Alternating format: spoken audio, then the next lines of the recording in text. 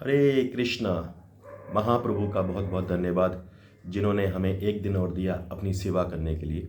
उसी सेवा के क्रम में महाप्रभु के चरणों में प्रार्थना करते हैं। श्री श्री राधा माधव अष्ट सखी पंच तत्व विघ्न विनाशक श्री लक्ष्मी नरसिंह भगवान कृष्ण कृपा मूर्ति ऐसी भक्ति वेदांत शिला प्रभुपाद परम पूज्य गोपाल कृष्ण गोस्वामी गुरु महाराज समस्त वैष्णव जन गुरु परंपरा आप सभी भक्तों की कृपा से हम सब लोग ये सेवा कर पा रहे हैं। आप सब लोगों की ब्लेसिंग्स है, आप लोगों की कृपा है, तभी ये दास आपकी सेवा कर पा रहे हैं।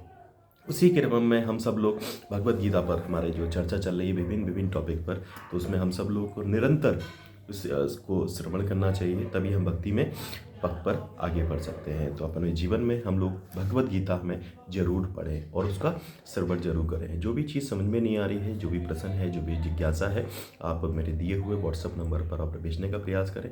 दास को आता कुछ नहीं है, दास अनभिज्ञ है, दास मूढ़ अज्ञानी है, बस सीखने का प्रयास कर रहा है। आप लोगों की ब्लेसिंग से, आप लोगों की कृपा से, गुरु के आशीर्वाद से, यही हमारी विनम्र प्रार्थना है।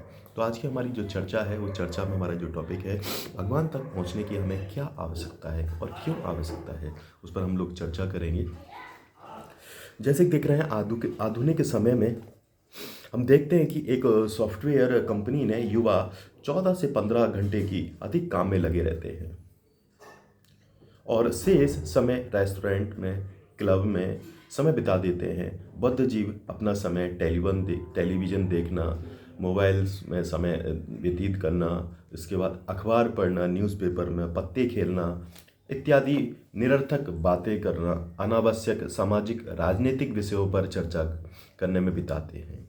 जब कोई भगवान के विषय में कुछ बोलना शुरू करता है या उसके बारे में कुछ बताना स्टार्ट करता है, तो लोगों की प्रवृत्ति ये कहते हुए विषय को समाप्त करने की होती है कि भगवान के विषय में क्या जानने की आवश्यकता है, पता नहीं, वह भी नहीं है, भी नहीं वह है कौन, मुझे इसमें कोई रुचि नहीं है, मेरे लिए करने हेतु बहुत से कार्य हैं, किंतु वास्तव में भगवत ज्ञान कोई रुचि अथवा बौद्धिक विषय नहीं है।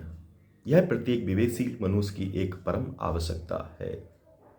दिव्य ज्ञान की आवश्यकता को जानने के लिए सर्वप्रथम हमारे लिए जानना आवश्यक होगा कि हम सब अपने जीवन के प्रत्येक क्षण में सुख ढूंढते हैं, किंतु दुर्भाग्यवश वह संसार, वह स्थान है जहां सुखी रहने के हमारे सभी प्रयास बार बार निष्फल हो जाते हैं। सभी बस्तियों का उद्गम भगवान है। सृष्टि एक जागतिक यंत्र है जिसे भगवान द्वारा सोचा और रचा गया है।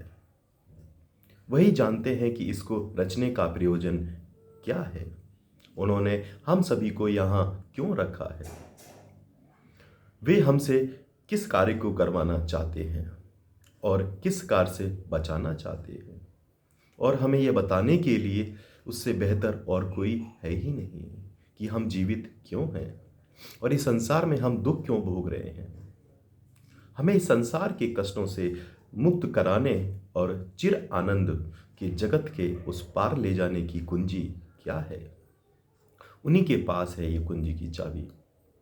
तो उनकी शरण को क्यों न ग्रहण किया जाए और पूछा जाए, कृपया मुझे विस्तार से बताएं कि मुझे क्या करना है। क्या आप पूरे विश्वास के साथ कह सकते हैं, मुझे जो चाहिए वह मुझे मिलता है और मुझे नहीं चाहिए वह मुझे नहीं मिलता है। जब हम किसी विशेष की प्रतीक्षा कर रहे होते हैं, अन्य दूसरी बसें होती हैं और चली जाती हैं, सिवाय उस बस को छोड़कर जिसकी प्रतीक्षा हम कर रहे होते हैं, हम हताश होने के अतिरिक्त और कुछ भी कर क्या सकते हैं। एक बात की उसकी अनुभूति कर सकते हैं कि वह है, मैं भगवान, हे भगवान, हमारी स्थानीय बसों का ही नहीं अपितु सभी परिस्थितियों या वस्तुओं का परम नियंता नहीं हूँ। यह भगवान ही है जो हमें हमारे कर्मों के अनुसार इस संसार में सुख दुख में डालते हैं। नेपोलियन बोनापार्ट अपने समय में इतने प्रसिद्ध सम्राट थे कि पेरिस में नेपोलियन का पुतला उस नारे के साथ था कि नेपोलियन फ्रांस है, फ्रांस ही नेपोलियन है। यद्यपि मनुष्य जीवन में अनेक महान कार्यों के लिए गर्व अनुभूत कर सकता है, किंतु वह सदैव के लिए नायक बना नहीं रह सकता। अपने जीवन के अंतिम भाग में नेपोलियन का सेंट हेलेने में बंदी बनाकर रखा गया था और गर्दन पर तलवार की नोक पर बलपूर्वक घोड़े का मूत्र पीने को विवश कर दिया गया था।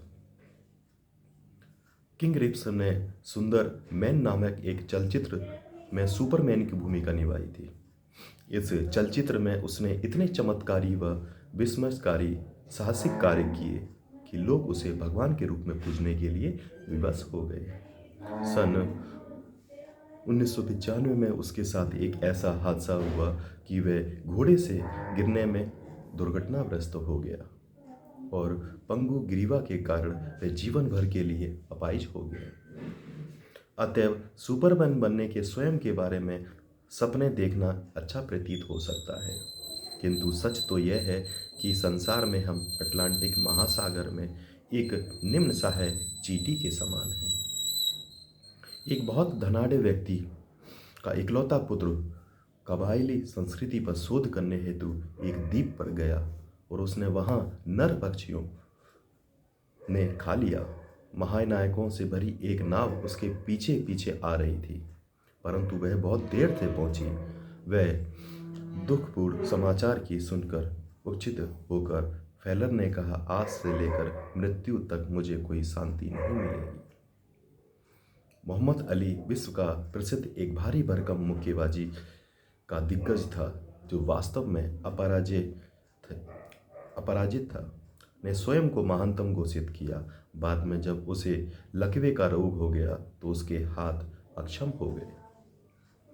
वह काफ़ी की एक थाली तक नहीं उठा सकता था। जब किसी ने उसके पूर्व घोष वाक्य मैं महानतम हूँ की याद दिलाई तो उसने उत्तर दिया, हाँ मैं महानतम हूँ, महानतम मूर्ख, क्योंकि भगवान को छोड़ अन्य कोई भी महानतम होने का दावा नहीं कर सकता।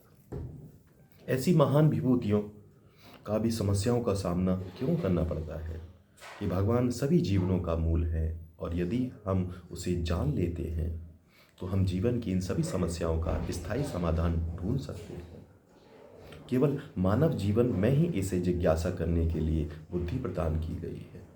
प्रत्येक जीव सुख दुख भोग रहा है। मैं क्यों दुख भोग रहा हूँ? क्या इन समस्याओं का कोई स्थायी समाधान नहीं है? क्या मैं व्यर्थ विलाप करूँ अथवा पीड़ा में मर जाऊँ? क्या मैं इस विषय में कुछ कर सकता हूँ? वेदांत सूत्र की प्रथम सूक्ति कहती है, अथार्थ ब्रह्म जिज्ञासा।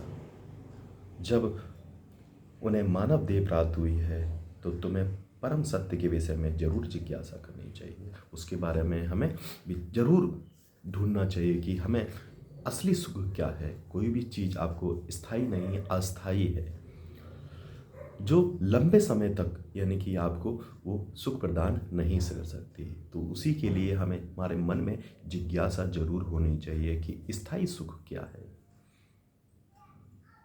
ये जो कुछ देर के लिए सुख होता है, ये उसी प्रकार है जैसे कि किसी ने अपने एक पासपोर्ट बनवाया और पासपोर्ट में लिखा होता है कि ये पासपोर्ट इतने दिन के लिए वैलिड है। 1 महीना, 10 दिन, 1 साल, 2 साल, 5 साल के बाद आपको दोबारा फिर यहीं फेंक दिया जाता है। तो उसके लिए हमें क्या करना होगा कि स्थायी रूप से हम भगवान का गोलोक वृंदावन धाम, भगवान के भक्तों की लीला स्थली पर हम लोग विचरण कर सकते हैं, उनकी सेवा का अधिकार प्राप्त कर सकते हैं। तो उसके लिए हमें तप करना होता है। तो तप यही है, भगवान के बताए हुए शास्त्रों के अनुसार अपने जीवन को उसमें जीवन में अपनाना के प्रयास करना चाहिए। तो अगर आप लोग चाहते हैं आपके नंबर पर नित्य श्रीमद् भगवद गीता श्लोक, शाम को कृष्ण कथा मिलती रहे, तो आप 9411166837 पर हरे कृष्णा भेजते रहें। आपके नंबर पर नित्य हमारी टीम आपको गीता श्लोक, कृष्ण कथा भेजने का प्रयास करे। इस कली काल में अपना वही है जो आपको जन्म मृत्यु जरा व्याधि इस समुद्र रूपी संसार से बाहर निकालने का प्रयास करे और आपके जीवन में भगवान कृष्ण की सेवा को लगाने का प्रयास करे। हरे कृष्ण कृष्ण कृष्ण हरे हरे, हरे राम राम राम हरे हरे। अपने जीवन में हरि को नाम को जोड़ें। हरि हरि बोल।